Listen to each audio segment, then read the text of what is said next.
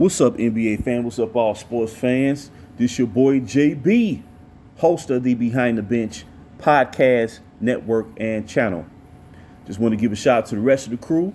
I'm talking about Shy, Kelvin, and Jermaine, along with Kobe Bryant Film Room. I love his channel. Along with Big Dog Sports TV. I love his channel. They're providing great content on their individual channels, but they are now part of the Behind the Bench crew. And for everyone who's tuning in, I hope that you support Behind the Bench or continue supporting Behind the Bench. Become a subscriber if you have yet to subscribe, and help make this show the best that it can be. Now, first I wasn't going to talk about this, but I heard a comment moments ago by another fellow Laker fan. And basically, and this is not to, disrespect the other Laker fan. It's not even about that. It's just about, see, when you remember how things went down, or, how history played out, or how history was playing out, and you remember the fine details that never get expressed or never get mentioned, well, sooner or later, you're going to feel compelled to let people know the truth from fiction. And basically the comments centered around the fact that the Laker brass is inept or ill-advised or out of touch with the current NBA landscape. So I wanted to highlight and provide some intel and great information. And this was the Laker brass through the 2017-2018 season, before they made a very hasty move and significantly altered the direction and course of their franchise, which has led to what we're seeing right now. A lot of disappointment, a lot of confusion. See, I love setting the stage. Now, this photo of the Lakers owner, Jeannie Buss, at the time, the president of the Lakers, Magic Johnson, and the GM, or still the current GM of the Lakers, Rob Pelinka. Now, this took place during Kobe Bryant's jersey retirement, where they raised both his jerseys to the rafters, the famed Laker rafters, number 8 and number 24, right? And if fans recall, contrary to popular belief, it was being said today. See, this is why when you bring an individual to your team that specializes in taking over your franchise, and things don't go right as planned, after you may get that initial bliss, as they say, well, you know who's going to take the brunt of the blame? The Laker brass. And that's what's happening right now. The owner is getting a lot of blame. The GM is getting a lot of blame. And I get it. But let's go back to the 2016-2017 season, and then the 2017-2018 season. Now, before I do that, let's go back further in time. And this is why I'm going to continue doing the series on the original young core. Because a lot of basketball fans and a lot of Laker fans may not even know or realize And I did research on it. See, it was a reason, like, okay, a little over a week ago, I did a video about the 2017 Lakers Summer League squad that won the Summer League tournament. The most anticipated, the most exciting, the most viewed Summer League in the tournament's history. Before or since.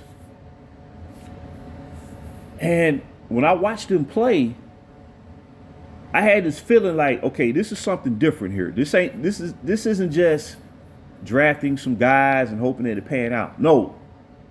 It's like the eye test was telling you, it was telling me that, okay, this is something different. This is like, it's almost like once in a lifetime opportunity, right?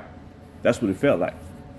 Well, looking back on it, I remember when Jim Buss, who at the time was like part owner, or he had a major position with the organization at the time as an executive. During Kobe Bryant's last year, when he announced his retirement, right? Like within the early stages of what turned to be his final season, Jim Buss issued a proclamation. He said, we can return back to the top within 5 years. Because when you lose a player like Kobe Bean Bryant, who was a transcendent player for this franchise, played 20 years for this franchise, and many people, including myself, would say that he's the greatest player in the history of the Lakers. I didn't just say that. We've heard Magic Johnson say it. We've heard Shaquille O'Neal say it. Okay. And I'm trying not to go off tangent. I'm just trying to set the stage here. Jim Buss said within 5 years, we can return back to the top. And this is how we're going to do it. We're going to draft a host of a wealth of young talent. And this was in the midst of the down period that the Lakers had. So from the ashes of what was going on for the previous 3-4 seasons, we draft the wealth of young talent. We begin to clear out the cap space that we invested in what I like to call bridge players. You know, when they sign like the players like Luol Deng, who was past his prime, and then Timothy Mozgov, as they tried to field a team that could be as competitive as possible during this downturn until, we were led to officially start all over again. Okay, so we began to clear our cap space, and he said, and then we strike, and then we sign that prime star free agent. So the timetable was perfect as the Lakers were achieving those goals. By the summer of 2017, when they really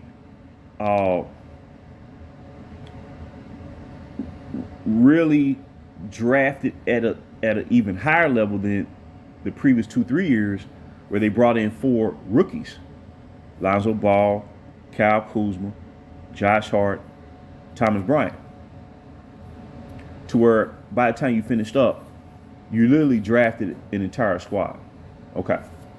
So you was clearing out the cap space. And then in the summer 2019, which was the largest superstar free agent pool ever, you strike gold, and now you're ready to propel the franchise back to the top by the beginning of the new decade, the 2020s. But the reason I'm mentioning all of that is that, see, the Laker brass, because of the situation that they placed themselves in, dealing with a guy who has a lot of power behind him, let me put it that way, to where it's going to be set up eventually where he's going to dictate and control your franchise.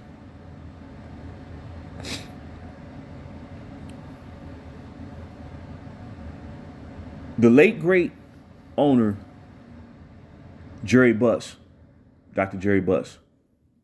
He had the foresight as early as the late 2000s that due to the conflicts of continuously drafting high school players into the league, where for every one high school player who came in and succeeded, you had 4 high school players who struggled. And then the league would compromise, with officials by coming up with the one and done system. Well, actually, the NBA, compromised with the NCAA to come up with that one and done system. Well, he had the foresight to understand that due to the current climate of relying on so many young players coming to the league, that it was important to help, anchor their development and improve their chances of succeeding as a professional basketball player by owning its own developmental league, what we now know as the G League. Used to be called like the D League, and he had so much foresight. I'm not trying to be wordy or trying to take too much time with my thoughts, that it was so revolutionary in thinking that other teams started to follow that trend. And now the developmental league of the NBA is awesome. It's awesome where, players right on the fringe of being considered a top prospect. Well, if it's deemed necessary for them to get that extra development before they have an opportunity to play at the top level, they can learn in an intermediate type structure. And I think it's been great for the NBA. Okay, so what I'm trying to say is it's a process to where, okay, first step is implement a developmental league that can help players, elevate their skill to whereas it would be less likely for them to have the opportunity to do that. And they would struggle as professional players. Okay. So once he established that, then as the Laker run with Kobe Bryant was coming to an end, which was accelerated by his Achilles injury, the stage was set for them to begin to execute that plan to return back to the top with predominantly one and done players. Right? Now, but what's funny is before all this started, those 2 years prior, it was all positive vibes. The Laker front office was not being criticized because fans understood where we were at as a team and the importance of starting all over again once the late, great Kobe Bryant retired from basketball. So you had young leaders on the team like Julius Randle, who we drafted in 2014, who's playing lights out this year, by the way, for the New York Knicks. A young Jordan Clarkson, a young Larry Nance Jr., right? Okay. Then you draft the Brandon Ingrams of the world and the Ivica Zubac, who had a tremendous night last night for the Clippers against the Lakers. He had 22 points and 19 rebounds. And he practically played toe-to-toe versus Anthony Davis. Now, remember, 5 years ago, he was unnecessarily traded to the Clippers for a spot-up shooter who barely got any clock and was gone by season's end. It was one of the worst trades I've ever seen. That was unnecessary. And the Lakers have been struggling to find a legitimate starting center, really, after trading Zubac. Even when they brought Dwight Howard in, he played it 1 year, he was gone. They brought him back, he lasted half a season, he was gone. And he's out the league. Now Zubac is 26 years old. He's steadily improving defensively, rebounding, pick and roll defense, and his ability to score. I just think that's one of the worst trades I've ever seen in Laker history. But anyway, the Laker front office was beginning to execute that plan that was formulated by Jim Buss. And when you think about it, the plan was meant to fulfill itself within 5 years. 5 years is not a long time. Look at all these teams in the NBA, particularly in the Western Conference, who are flourishing.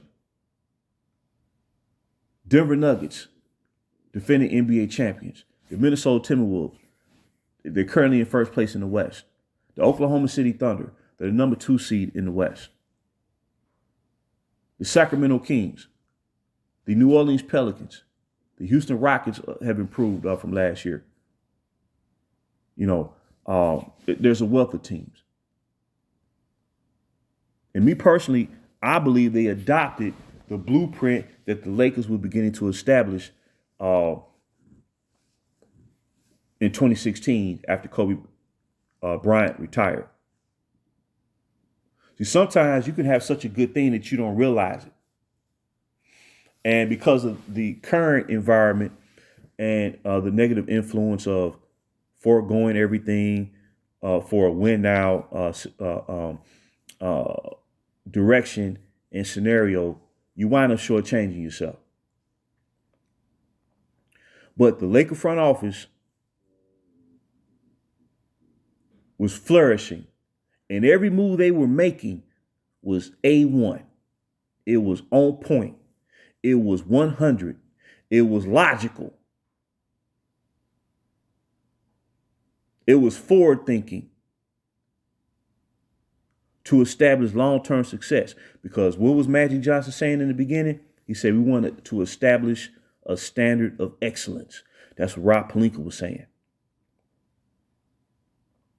Because they saw that young core doing their summer league, and it generated that type of response. The plan was beginning to be executed to a T. The young core improved by 9-10 victories from the previous year. Right? They generated a 10th-ranked defense throughout the majority of their season, which is unheard of for a young core-driven team. They had one of the top scoring second units in basketball, especially within after the first 30, 35 games of their season. The second unit really began to pick up. They generated the number 1 pace with rookie Lonzo Ball. They generate the number 1 pace of any team in the NBA, even more so than Golden State, even more so than the Houston Rockets during James Harden's MVP year. Because he was league MVP for the 2017-2018 season. You had all these positive marks, and you can see it.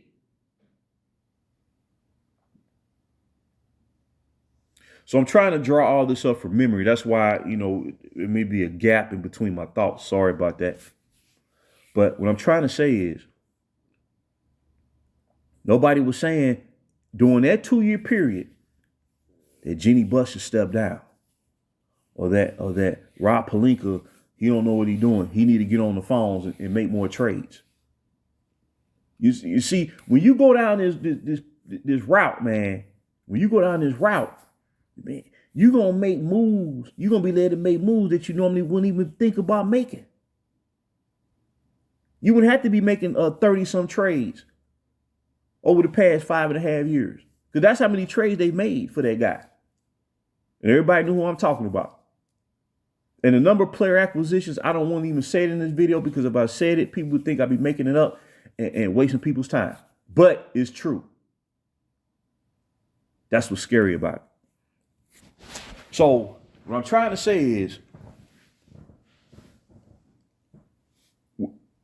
when you have such positive energy like the Laker front office was generating, because remember, Jeannie Buss, she even acknowledged, she said she didn't know the basketball side, but she was very astute on the business side of running the team. That's why she felt confident in bringing Magic Johnson on board. Right? And then Rob Pelinka was good at improving the state of the team's salary cap. And he was doing that. See, everything was working to perfection. You drafted the best young talent in the league because that's what was being said about that young core before all this started. And it just wasn't being said by people associated with the Laker organization. It was being said by many basketball insiders because they saw that summer league tournament out there when the Lakers went 5-0. Generate the largest audience to tune in and watch a summer league tournament. And it's not even close before or since. It's not even close. So what I'm trying to say is when you shortchange yourself, then eventually you will receive negative criticism when you would not have otherwise. Because when you get right down to it, every move that the Lakers have made over the past 5-6 years is directly attributed to mortgaging off what they had, which they had it all. See, when that young core is representing that purple and gold, I didn't really see fans complaining. Yeah, we may have been disappointed when they lost the game. We felt that it was right there in position to win. But man, we was like, man, we right there. That young core is right there. We got a tremendous future. Randall and B.I. could be our leaders. They could be our top players. This before you even consider who you bringing on as a free agent.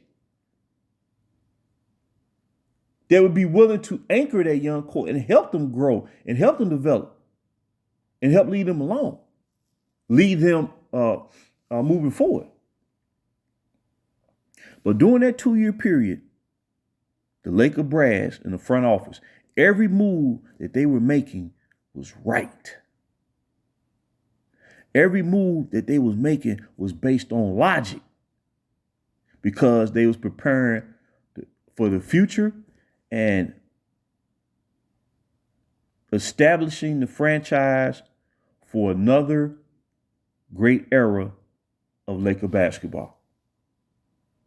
Now, would it have took time because you're developing young players, predominantly 18-year-olds coming into the league, 19-year-olds coming into the league, right? But it's not as long as what we think. Because look at the Oklahoma City Thunders.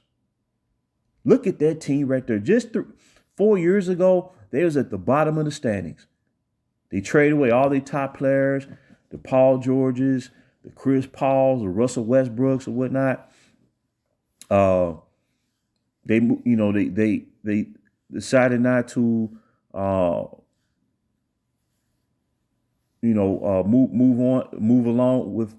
move forward with Carmelo Anthony, and look at them now.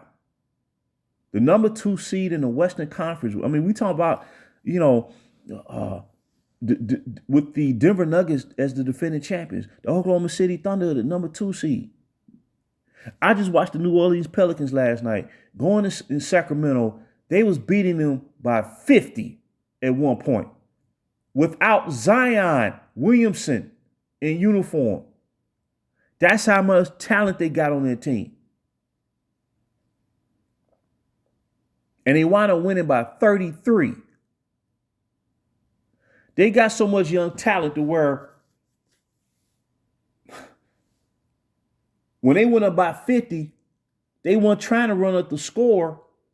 They was playing with their second unit and built up on the lead that was already established by the starting five and still increased the lead to 50 before they let up in the end and called off the dogs. So what I'm saying is this league and these front offices of these other organizations, they've gotten smarter. They've gotten smarter and they understand the importance of developing young players. But as I have alluded to time and time again, the Lakers were ahead of the curve. They had it all. They had the deepest young core roster in basketball, the most versatile young core roster in basketball. Salary cap is plush, and you had all your draft picks, and you was in line to attract a star free agent because somebody would have came. Somebody would have came with the ulterior motive of flipping all your young players around and bringing in superstars. Look where the Lakers are at right now. Even after beating the Clippers last night, they're still a game below 500. They still teetering. They still mortgaged the franchise off. You know, I mean, that one acquisition, that one move, bringing that guy on, and just look at all the players that they brought in and out of this of this roster over the past 5.5 years, going on 6 years now. They've darn near went through a third of the league. They've darn near went through a third of the league. And they're only one team out of 30. It's mind-boggling. And look where they at. Do fans honestly believe that the real team consisting of Julius Randle, who dropped 39 points and had about 6 assists or 7 rebounds the other night, Brandon Ingram, Kyle Kuzma, who dropped 27 the other night. Ingram is facilitating. And see, what I love about Ingram's game, he don't have to dominate the basketball to where the assist will come exclusively from him. He generates the hockey assist where if he's not directly assisting the player to score, he's getting to the other guy who's in better position to assist the score, the player on the court who's in the best position to score for that particular possession. Okay. Jordan Clarkson, Ivica Zubac. And I asked Laker fans this question. What center who the Lakers have signed, or what player the Lakers have signed over this past 5.5 years that they've asked to play the 5 spot has been more consistent and been able to play starters minute consistently since they traded Zubac? Because quiet as it's kept, even with Dwight Howard, he was only playing 17, 18 minutes a night during the season where they won would turn out to be the bubble. They haven't been able to establish that position. And that's the staple position of the franchise since the franchise was founded in Minneapolis. It's mind-boggling. That could have been that he would have been the perfect center for this era of basketball. The perfect center. He shouldn't even be on the Los Angeles Clippers. He shouldn't even be on that team. But when you bring a guy on that specializes in flipping your real talent over to win now, with just about every move you're gonna make at that point is gonna be based on applying no logic. And that's where the team is where it's at now. And that's why, once again, the Laker front office is being criticized and mocked. Who was criticizing the front office before all this started? And that's my question. I just want to drop that nugget. Until next time, this is JB for BTB Behind the Bench.